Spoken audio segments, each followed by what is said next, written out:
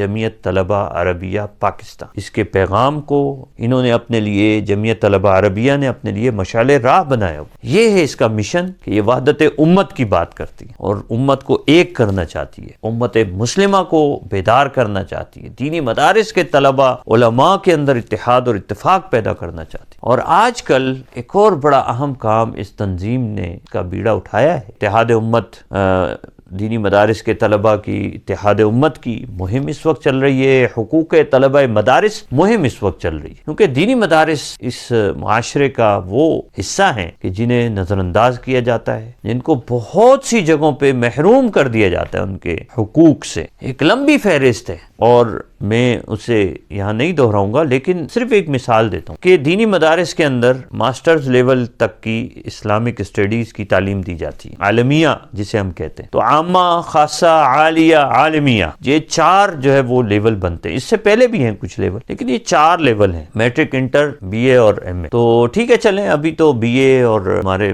ملک کے اندر بی اے اور ایم اے تو ختم کر دیا گیا ہے، بی ایس ہے اور ایم فل ہے، تو وہ ایک الگ بحث ہے. لیکن میں یہ کہنا چاہتا ہوں کہ آپ ستم ظریفی دیکھیے کہ پاکستان میں جب یونیورسٹی گرانٹس کمیشن ہوا کرتا تھا، اس زمانے میں دینی مدارس کی جو آخری سند ہے اس کو ایم اے عربک اور ایم اے اسلامک اسٹڈیز کے مساوی تسلیم کیا گیا تھا. آج بھی جب دینی مدارس کے طلبہ عالمیہ کر لیتے ہیں تو وہ ایچ ای سی سے ایکویلنسی لے لیتے ہیں. تو جو میں بات کہنا چاہتا ہوں وہ یہ کہ آپ دیکھیں کہ وہ عالمیہ کی سند تو منظور شدہ ہے، تسلیم شدہ ہے، اس کی بنیاد پہ کوئی ایم فل میں داخلہ لے سکتا ہے کسی بھی یونیورسٹی میں اسلامک اسٹڈیز میں، یا اور بھی بہت سے مواقع ان کے پاس ہوتے ہیں لیکن بہت محدود. لیکن اس سے جو تحتانی اسناد ہیں، عامہ، خاصہ، عالیہ، وہ اس کی کوئی حیثیت نہیں. اور باتیں آپ چھوڑ دیں، بس صرف اس ایک نقطے کو بھی اگر لے لیں تو یہ فرق کیوں ہے؟ اور تعلیمی اداروں پاکستان میں نہ جانے کتنے تعلیمی ادارے کام کر رہے ہیں، تو اور تعلیمی اداروں سے کسی نے اگر کسی بھی لیول کی تعلیم حاصل کی ہو تو اس کو ریکگنائز کیا جاتا ہے. اور دینی مدارس کے ساتھ یہ سلوک، ہماری حکومتوں کو بھی اس پہ غور کرنا چاہیے اور ہمارے محکموں کو بھی غور کرنا چاہیے، ہائر ایجوکیشن کمیشن کو بھی غور کرنا چاہیے اور وزارت تعلیم کو بھی اس پہ غور کرنا چاہیے، اور